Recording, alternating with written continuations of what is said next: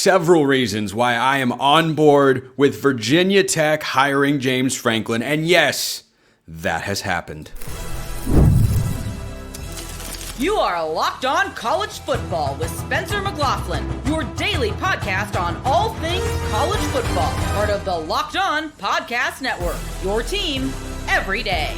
Welcome, everybody, to another episode of Locked On College Football. I'm your host, Spencer McLaughlin. Thank you all so much for making this your first listen or your first view every day. It is part of the Locked On Podcast Network, your team every day, the number one sports podcast network out there. Got my guy, Zach Seiko of Locked On Nittany Lions. Who knows James Franklin better than him? Probably nobody in the media space. Plenty to get to. The ACC, right back in the playoff discussion. How about that? And the Group of Five auto bid. Where do we stand? That's on today's show, which is brought to you by our friends at FanDuel right now. New customers can bet just $5, and if your bet wins, you'll get $300 in bonus bets to use across the app. Download the FanDuel app today. Seiko, really quick before I let you run with this, because you have even more insight than myself on the matter.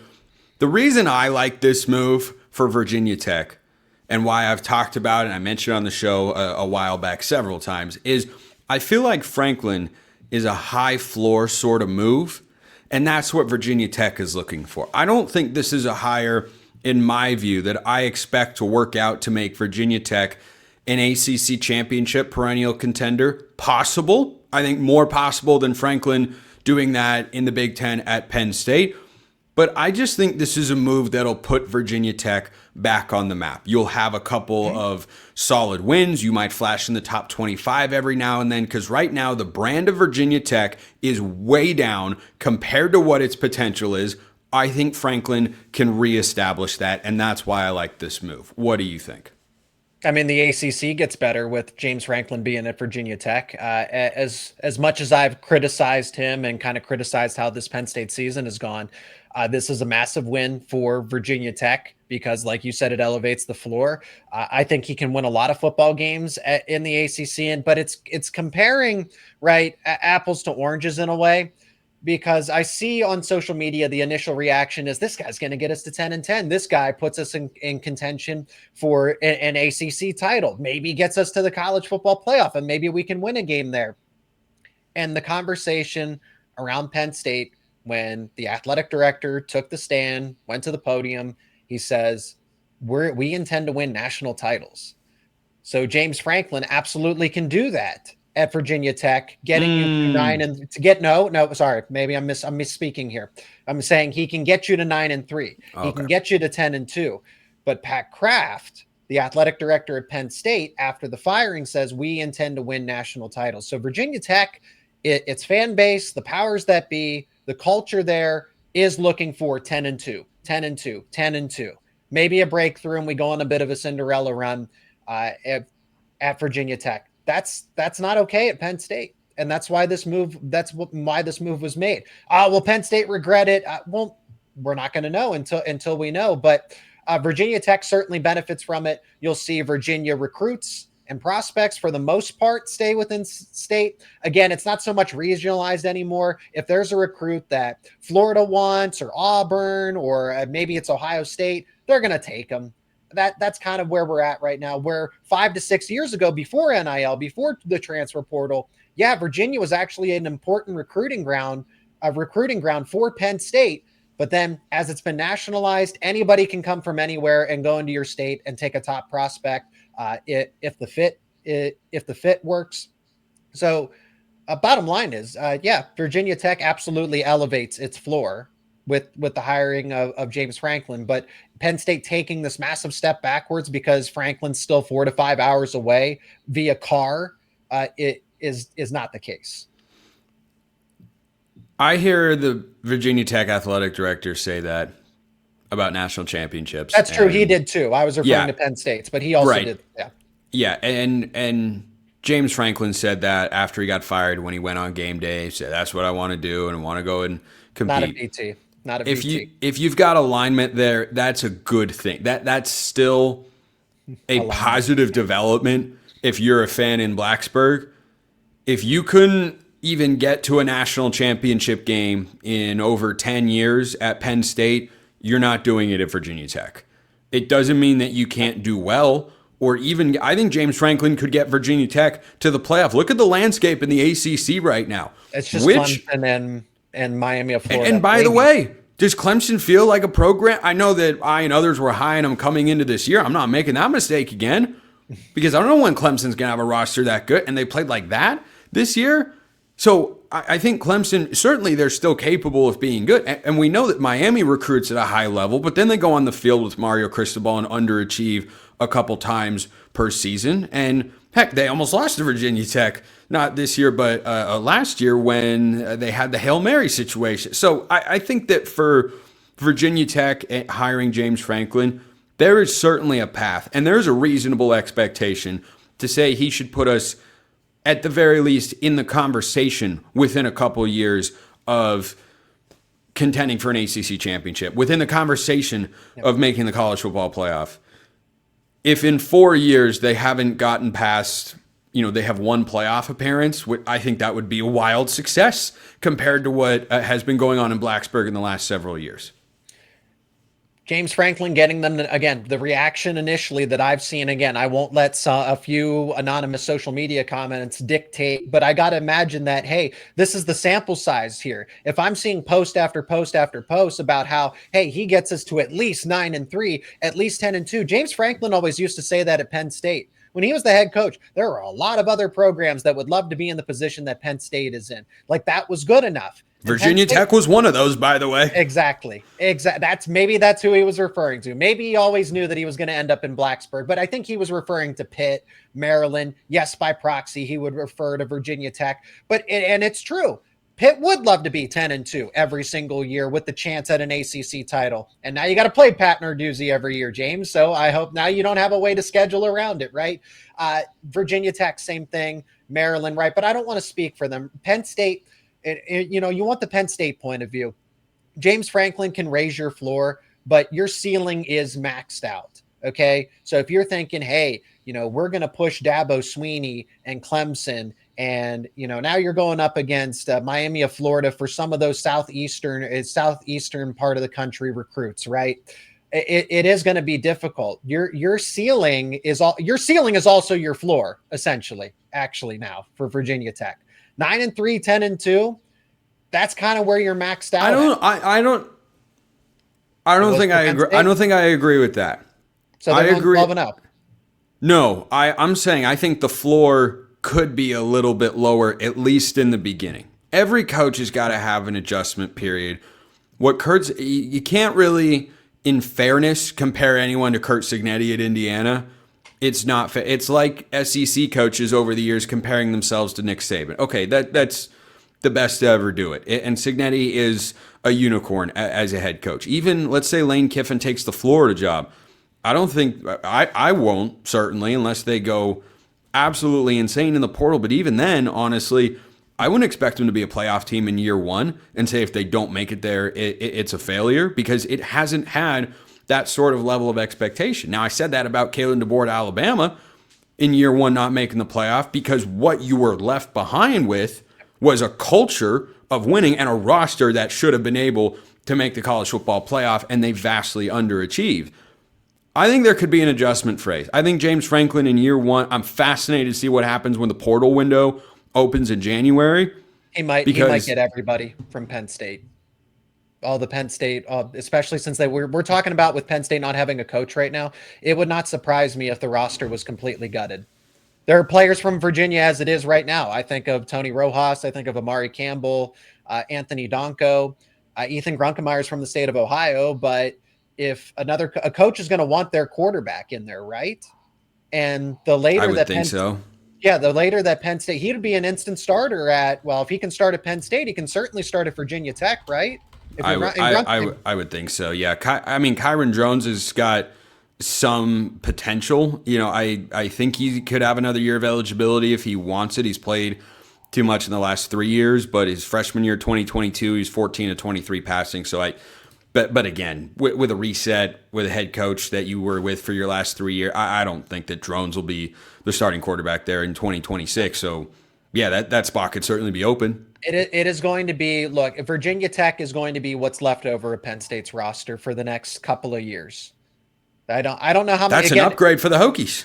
Okay, so there we go. That's what I mean. So we can agree here and say that, hey, the floor is going to be there is a reasonable expectation for Virginia Tech to go at a minimum 8-4 every single year from here on out. But if you think, oh, we're going to get to the Final Four, maybe we're national, we're now the modern version of what Clemson was when Dabo Swinney and that team and that program were peaking. You're not going to get there. There's a reasonable expectation. Yeah, we're always in the mix, but you're never going to transcend. And you're probably going to lose to Clemson and Miami of Florida or whoever those top two teams are. SMU. I would not overlook SMU. Okay, whoever is the top 2 or 3 teams in that cycle for the ACC. Again, it's Virginia this year. It's Georgia Tech. Whatever those are, you're still. It's going to be relative. So I think that again elevates the floor. Completely agree with you. But 12-0, 11-1, ACC powerhouse that you kind of have to worry about as a sneaky upset in the postseason against an SEC or a Big Ten team. Not the case. But good for the Hokies if that's what they're content with. Yeah, I think there's a lot more to prove on that front just because it was the same thing for so long at Penn State until I think that Oregon loss at home really broke them mentally as a team. And yeah, and now here we are. Penn State, of course, still looking for a head coach, but I'm never looking for insight on Penn State because I've got Zach Seiko, Locked On Nittany Lions. Great as always. Sticking with the ACC, you know those playoff chances I talked about and how bad they are? Suddenly sunshine is breaking through the dark clouds. First, this episode brought to you by our friends at FanDuel. The NBA is back, and there's no better place to get in on the action than FanDuel, the official sports betting partner of the NBA. Even if you missed the start of the game or want to ride the hot hand, FanDuel has live bets on everything from who will score next to fourth quarter comebacks. Plus, you can even combine your live bets into a same-game parlay for a shot at a bigger payout. It keeps every game exciting, especially when your team's making that late push. Now, my best bets, of course, using the lines provided by FanDuel, took a step back last week. Do you think that means I'm about to go on a heater? Because I'm putting the same level of preparation, which is a lot, to figure out where I think the best bets are every single week. I had fought and scrapped and clawed my way out of the hole to get over 500, and then boom, 1-5 last week. How does the bounce back arrive? It's not if for me, it's when. Hopefully it'll be this week. If you think that's not the case, you can fade my picks over at FanDuel. Right now, FanDuel is giving new customers $300 in bonus bets when your first $5 bet wins. So head to FanDuel.com to sign up and play your game with FanDuel, the official sports betting partner of the NBA. There has been a lot of discussion about what the ACC's playoff fate is going to be. Not long ago on the show, I said the ACC is looking like a one-bid conference if Miami's going to be down at number 18. Well, all of a sudden, after losses, ironically, by ACC teams, the committee found some respect for Miami again, bumped them back up to 15. And you went, wait a minute, hold on for a sec. Miami could be, but let's go even simpler than that. Even simpler than Miami being a 10-2 at-large. Miami was 10-2 last year, but they've got the win over Notre Dame. That's rather important. Don't forget. If Miami goes 10-2, could they get left out? Yes, they absolutely could, because it happened just a year ago. But let's say Notre Dame were to somehow lose a game, and that diminishes Miami's win and all that. Okay. There's a much simpler path for the ACC to get a second team into the playoff. I didn't say simple, I said simpler. Georgia Tech has an incredible opportunity. So when this season began, I talked about the prospect of the Big 12 or the ACC getting two teams into the league. And I looked through that lens by examining the schedules and saying, well, who has the ability to have a marquee non-conference win or two that could, if they handle business the rest of the season, result in them being ranked high enough to just get into the college football playoff? And one of those teams was Georgia Tech. Now, Georgia Tech is indeed ranked lower than their record would indicate. I'll throw up my rankings on the screen. I've got them in the same spot that the playoff committee actually does at number 15. Or excuse me, as the as the AP rankings have got them at. The playoff rankings have got Georgia Tech at 16th. So a little bit lower than I think they should be. I've got them at 15. But the opportunity for Georgia Tech is so real because Pitt is not a team that I've ever had ranked, but is a solid win. If they pull that off this week, that's going to be a huge game for them. But then you set up a play-in game for the playoff, regardless of the ACC championship game, if they're able to beat Georgia. And might I remind you, in Athens last year, Georgia Tech took them to, 7 overtimes? Oh, look at that. Georgia Tech and Georgia just played another overtime from a year ago. Now, do I think that Georgia Tech is going to win both of these games? I do not, because Georgia is starting to play some really good football. Just ask Texas from their weekend showdown how Georgia has figured things out. That doesn't mean my prediction, hypothetical, does not actually matter. That's just how I view it. I'm not expecting this to happen, which is why I still say it's less likely that the ACC gets 2 teams in. But for a brief moment in time, guys like Josh Pate were suggesting the ACC could get no teams in. Well, that went out the window. Virginia, who we'll talk about in a moment, took care of business there because they took care of Duke in incredibly convincing fashion. So if Georgia Tech beats Pitt this week and then beats Georgia, you will see a jump in my rankings like there hasn't been before. Georgia Tech would be 11-1 with a win over the Georgia Bulldogs, who are playing really good football. They're not just a great team on paper. They're not just a great program with a great head coach. They're a team that is also playing incredibly well at this point in time and has a great resume to back it up this season. Their only loss, of course, a 3-point defeat at home to Alabama. So if Georgia Tech is 11-1, I don't care if they win the ACC. They should be in the playoff, just like SMU a season ago. And Georgia Tech, frankly, has more quality wins in this hypothetical in Georgia than SMU had last year. Now, we only have 1 year of data of the committee operating with a 12-team playoff to see how they act. Maybe it'll change a little bit this year. We'll see. But for Georgia Tech, I don't think they could possibly get left out if they have 11 wins and a victory over the Bulldogs. Now, if they don't win that game, let's say they beat Pitt and they lose to Georgia, which is what I anticipate happening, they can still get in the playoff. That'll be a one-bid scenario, most likely for the ACC, unless Miami can come into play. But Georgia Tech, with their current trajectory, is on track, if they go 11-1, to meet in the ACC championship game, one of Virginia or SMU. Because those are the other one-loss teams. The other one is Pitt. Pitt could still get, but Georgia Tech plays Pitt this week. So from the ashes, the ACC's kind of risen itself up and figured out a way to just put itself into the fold. They have just found a way to get themselves into this spot. Good for the ACC.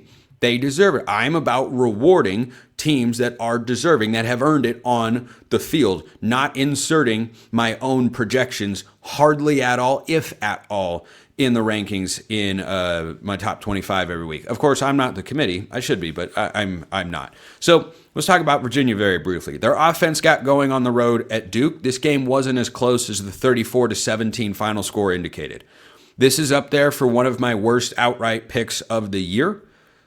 It is probably in the top 3. Indiana losing at home to Illinois is still probably number 1. But this one is probably in the top 3 or 4 of here's a pick I made, here's who I think is going to win, and then that team just gets absolutely boat raced. So Virginia got a bounce back. And here's the good news. Here's the good news for Virginia as they tried, if they're an ACC champion, they're getting into the playoff. There's enough there. I mean, their losses to NC State and Wake Forest, at least those are bowl teams. I'm not telling you those are great losses, but Wake Forest, Jake Dickert, by the way, at Wake Forest, should probably be the ACC Coach of the Year, unless Virginia goes on to win the conference championship game. But Virginia has just one game left in its regular season. They're off this week, and then they play Virginia Tech. They play Spencer, they play who? They play Virginia Tech. James Franklin's not going to coach in that game. But I tell you what, there could not be a better precursor to the James Franklin era in Blacksburg than the Hokies spoiling Virginia's very real college football playoff hopes the last week of the regular season. 2 days after Thanksgiving, Virginia Tech fans would have an immense amount to be thankful for. Everything you say around the dinner table that Thursday, James Franklin is your head coach. Maybe you found some Black Friday shopping deals. And on Saturday, I tell you what, every Virginia Tech fan would take that right now. And frankly, you should be happy whether you win that game or not.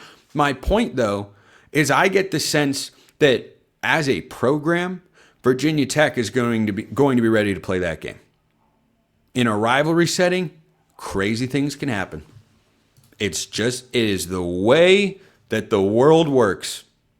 Death, taxes, and rivalry games can get absolutely out of hand. So Virginia did an important thing for the conference in knocking Duke out of the picture. Virginia Tech could just make it all really, really fun. I'm not rooting against Virginia in any way, shape, or form. I'm just telling you that would be a good time. So that's where things stand. Not the worst scenario for the ACC. Would Miami get in over Vanderbilt? Probably not in the eyes of the committee. In my rankings, they would. But ACC, SEC, that lot has to happen. We've got 2 weeks of regular season college football to watch first. And also, who's getting in from the group of 5? Well, let's check in on that, shall we? First, this episode brought to you by Game Time. College football's back, and it's been back for quite a while, and we're all excited about that. And if you want to go to games, whether it's a rivalry game or the penultimate regular season game or a conference championship game, anything you want, Game Time's the place to do it, where you can stay away from things like endless queues, hidden fees, prices jumping at checkout. You want to use Game Time, the app that gives the advantage back to fans. It's the easiest way to score last-minute tickets at the best prices with no surprise fees. What you see is what you pay. So I've used Game Time on many occasions to go to sporting events and comedy shows. The process, super easy. I compared the tickets I bought, the same seats, to other ticketing sites. I saved money every single time, and you can too. And the process gets it right to your phone. Never had an issue. So take the guesswork out of buying college football tickets with Game Time or whatever else you want to buy. Download the Game Time app, create an account, use the code LOCKEDONCollege for $20 off your first purchase. Terms apply. Again, that's promo code LOCKEDONCOLLEGE for $20 off. Swipe, tap, ticket, go. Download Game Time today. There is perhaps no more important or potentially controversial debate that will have some resolution, not a ton, but another step towards resolution than what the committee does with the group of 5. Now, I'll throw out my top 25 rankings this week. I've got Tulane at number 20. I had them in the top 25 last week. Some teams ahead of them lost. Tulane won, so they are there. But as I've said before, 19 to 25, there are not a lot of great resumes. There are a lot of flaws. My 19 to 25 is Virginia, Tulane, Nebraska, Tennessee, Washington, Houston, who's 8-2. Don't sleep on the Cougs. They could make the Big 12 championship game. And Illinois. There are a lot of flaws. I'm not going to push back on anything criticism-wise you have to say with regards to those particular schools. Now, what I criticized last week was not, I picked South Florida to win at Navy last week. It was not South Florida as a team. It was the South Florida resume. I argued that Tulane's resume was better than South Florida's.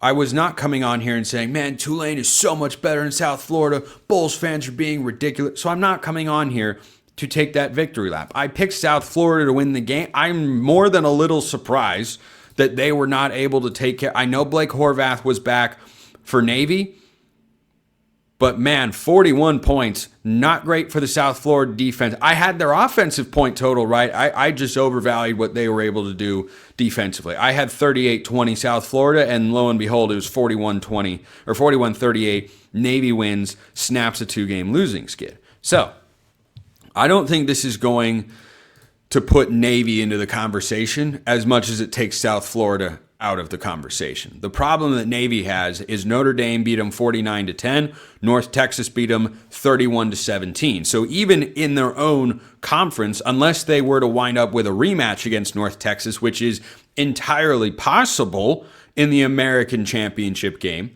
then you are not going to have Navy making the college football playoff. But if they win a rematch, that revenge fact, yeah, then I could see it. But without that, if Navy matches up, and I won't say it's impossible, I just don't think it's quite as likely from the committee. If they were to match up with Tulane and win, maybe they would have no choice. But maybe, and I don't take any joy in saying this because I'm not about it, and I'm not attempting. I'm going to sound like I'm hating on the Dukes, but I am so passionately anti-James Madison making the playoff. Very staunchly against. Of the group of 5 conferences out there, the Sun Belt is 3rd. And yeah, JMU looks like a team that'll go unbeaten. They have Washington State at home this week. You shouldn't sleep on the Cougs. Jimmy Rogers doing a good job. I want Washington State to win that game so that James Madison is not seen as a viable option to the playoff. But I think the committee is going to put, I've seen the ESPN metrics on game day pop up. I don't know where they're coming up with all this stuff, but I think they will put in a 12-1 James Madison over, let's say, what would it be, an 11-2 Tulane or Navy. That's the way it seems. Hopefully not. Hopefully not, because James Madison has had a great season. There's no doubt about it. That program wins at a high. Their head coach, by the way, Bob Chesney, according to Rick Neuheisel, is a candidate for the UCLA coaching job. I think it'd be a good hire. Chesney's won at the FCS level, at the Group of 5. They just win at JMU. Google them. They do a lot of winning there. Their schedule in no way, from a competitive standpoint, is close, in my view, to what the American Conference schools have gone through. Here are the opponents James Madison has played this year, but their record looks really good. Weber State, they won 45-10. They went at Louisville. They were decently competitive in that game. Not the worst Power 4 loss. The only issue is Louisville's not a ranked team. Tulane, they lost their Power 4 game. South Florida, before they lost over the weekend, they lost to a Power 4 team and got beat pretty soundly. Sorry, my brain went into overdrive right there. That's how passionate I am about this. Then it was Liberty, Georgia Southern, Georgia State, Louisiana, Old Dominion, Texas State, Marshall, Appalachian State. Now, only one of those games has been a one-possession contest, so you have to give them credit for that. I'm not saying James Madison can't be in the running, but the lack of it, and Washington State is not a Power 4 team, not this year. And frankly, I don't know when I'll view them that way going forward. I take no joy in saying that. I take the opposite of joy in saying that, as a matter of fact. But JMU is the team that, after South Florida going into the weekend, was talked about on all the shows about, well, JMU would be next. It's South Florida, it's JMU, then it's North Texas and Tulane. I'm just sitting here going, no. The Sun Belt is 3rd. The American is 1st for Group of 5 conference rankings this year. So North Texas is the team I would rather see in to the conference championship game than James Madison. But here is the problem. North Texas lost to South Florida by 27, and Tulane lost big to UTSA. But Tulane, of course, has got a pair of Power 4 wins. Northwestern that pushed Michigan over the weekend, and how am I blanking? Goodness gracious. I just get so unbelievably fired up about all this stuff. And Duke, who is fallen off, but probably going to be a bowl team in the ACC. So that's not great for Tulane if that's how the committee is looking at all of this sort of stuff. But if the committee is coming off of Navy can't get there because of what their losses are, and they lost to North Texas, and then the big loss to Notre Dame as well. If they then pivot, I don't want to see them pivot to James Madison. I'm sorry, I don't. Between the two resumes, I value North Texas as in the American far more than James Madison. And I value Tulane because of the Power 4 wins above both of them, might I add. So in a perfect world, Tulane and North Texas meet in the American Conference Championship game, and the winner winds up going. I don't think there's a team in the Sun Belt that can beat James Madison. I also don't want to see them get in. And if you say, well, that's not, you can only play who's on your schedule. Well, since teams get to control their schedules, if you want to go to the playoff, I'm not changing my standard because you didn't necessarily expect that when you made your schedule. You put Louisville on there. Guess what? Tulane manned up and put 3 Power 4s on their schedule in one season. That's the sort of attitude that I want to incentivize and reward for the group of 5 teams if they're going to automatically get a team into the college football playoff, which I don't think they should. I'm not a fan of auto bids for anyone, quite frankly, but if that's the world we live in, of course it is, then this is how I'd like it to all go down. Now, Navy plays Memphis this week, and then, of course, America's game against Army on December 13th. If they drop one of those, it gets even more interesting because currently Navy sits atop the American Conference standings they're at 6-1, a half game ahead of games played because they've played more games than Tulane, North Texas. East Carolina's in the East Carolina's not making the playoff. It's Tulane or North Texas. But right now, I'll wrap with this because I know I've been all over. Is this stuff? It annoys me a little bit. I love talking group of 5 ball. Like that's not what I'm against here. But right now, my group of 5 playoff rankings after last week, Tulane is first. North Texas is second because of the resume. Frankly, I'm putting South Florida third, JMU fourth, and Navy in there at 5th. Does the committee see it that way? I will probably have more thoughts on that after we see their rankings on Tuesday night. Appreciate everyone listening. I'll see you next time. And until then, hope you all have a wonderful rest of your day.